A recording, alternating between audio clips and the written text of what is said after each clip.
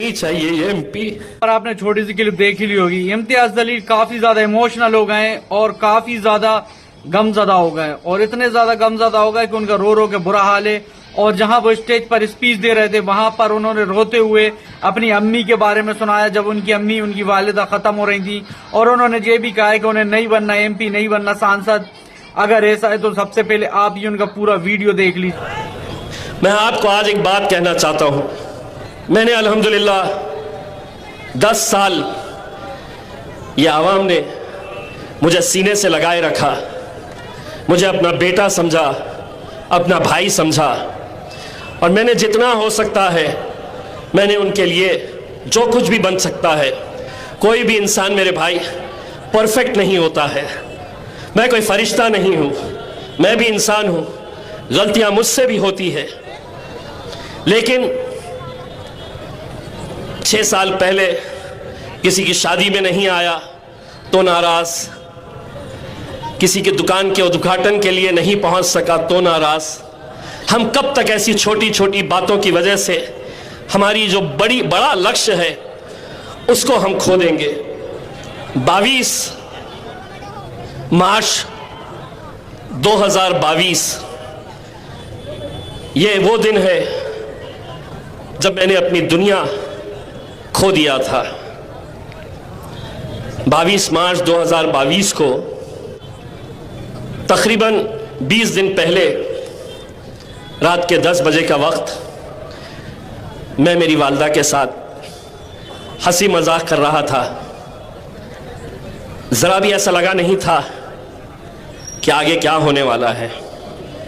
मैंने कहा कि मम्मी मुझे एक दावत में जाना है, मैं दावत में जाके वापस आता हूं। और मैं चला गया। मुझे घर पहुंचने में लेट हुआ। मेरी वालिदा मेरे बहन के पास थी,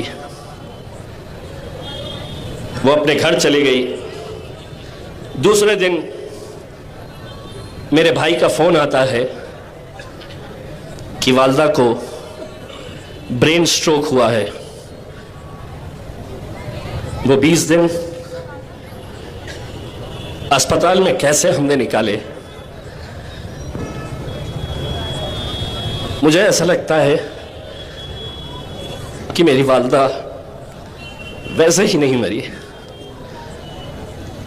कहीं ना कहीं वो हर रोज मेरी कमी महसूस करती थी। वो चाहती थी कि मैं ज्यादा से ज्यादा वक्त उसके साथ बैठूं, लेकिन मैं बैठ नहीं पाता था। 22 तारीख के दिन जब हॉस्पिटल में डॉक्टर ने कहा कि बहुत मुश्किल है, आप प्रार्थना करिए, मैं मेरे मम्मी के पैरों के पास खड़ा हुआ था। उनके पैरों को पकड़ के मैं सिर्फ यही दुआ कर रहा था कि अल्लाह मैं सब कुछ छोड़ दूंगा, मैं सियासत भी छोड़ दूंगा, मुझे नहीं चाहिए ये एमपी, कोई एमएलए मुझे बनना नहीं है। मैं उसके पैर पकड़कर बस यही दुआ कर रहा था, या अल्लाह मेरी मम्मी की आंखें खुलवा दे। मैं पूरा वक्त मेरी मां को देना चाहता था। मैं वो स्क्रीन पर देख रहा था कि उसके हार्ट बीट्स किस तरीके से खत्म होते जा रहे थे।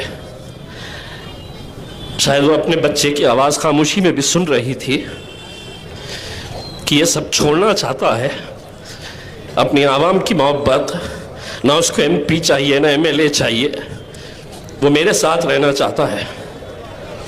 मैंने हर इंसान अपनी माँ से मोहब्बत करता है, लेकिन मेरी दुनिया मेरी माँ थी। इन 10 सालों के अंदर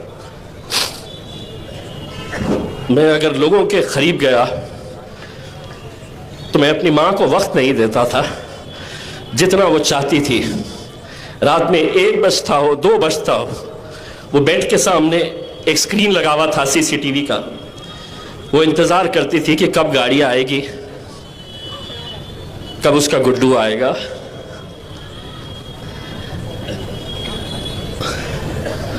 दोस्तों, और अगर उस दिन मेरी मां आंख खोल देती तो शायद मैं सियासत में नहीं रहता।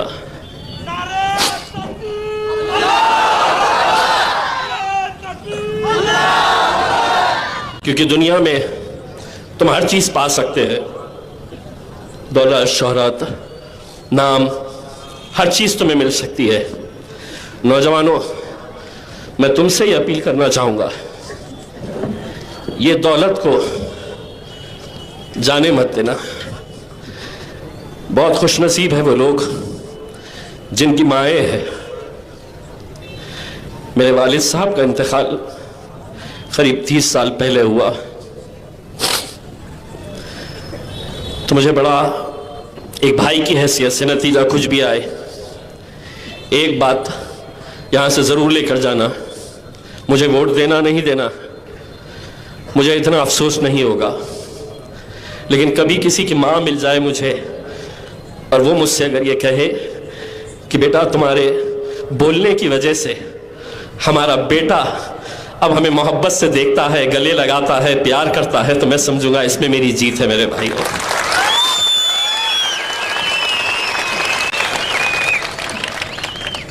सियासत के अंदर इल्ज़ाम लगाना बहुत आसान होता है, बहुत आसान होता है, लेकिन एक बात ये भी समझ लेना कि हर इंसान को अपने अमाल खुद लेकर जाना है। आपके अमाल आपके साथ जाएंगे, मेरे अमाल मेरे साथ जाएंगे। अगर कोई गुनाह हो रहा है मेरे से तो ऐसा नहीं है उसकी सज़ा मैं आपको दिलवाऊं। ऊपर वाला हर चीज़ पे नज़र रखता है, और ये फैसले जब मैं लोगों के मुंह से सुनता हूं कि इम्तियाज़ जलील ने ऐसा किया है, इम्तियाज़ जलील में शुरुआत में बहुत मुझे भी ख़राब लगता था कि कैसे बेबुनियाद इल्ज़ाम मुझ पर लगाए जा रहे हैं, कैसा कहते हैं, अलग अलग तरह की बातें जब मैं सुनता हूं, कहीं ना कहीं मुझे भी लगता है कि चलिए ये बोलने वाले कितने होंगे, 10 लोग, 20 लोग, 25 लोग, 50 लोग, 100 लोग हो सकते हैं, 200 लोग हो सकते हैं, लेकिन अल्हम्दुलिल्लाह इन 10 सालों के बाद भी अगर इनकी मोहब्बत में कमी नहीं आई है तो मुझे उन 100 लोगों की परवाह नहीं है मेरे भाई। मैं आप लोगों की मोहब्बत के सहारे। जी, तो जैसा कि आप लोगों ने जो उनका पूरा वीडियो देख ही लिया होगा, तो इस पे आप लोगों को समझ में आ रहा होगा कि इम्तियाज जलील साहब जिन्होंने कितना कुछ करा और हर चीज में आगे होते हैं, हर चीज के लिए आवाज उठाते हैं। लेकिन यहाँ पर आपको बताया कि मुस्लिम पर्सनल लॉ बोर्ड से जो सज्जाद नोमानी हैं, जो कि एक सदस्य हैं, उन्होंने इन्हें सपोर्ट नहीं करने का मतलब वो करा था, जिसपे उन्होंने जो भी इनके पर्चे लिस्ट आई थी उसमें उन्होंने इनका नाम नहीं दिया था कि इन्हें वोट नहीं देना। इस पे से काफी ज्यादा इमोशनल हो गए वो, और काफी ज्यादा आपने देख ही लिया होगा।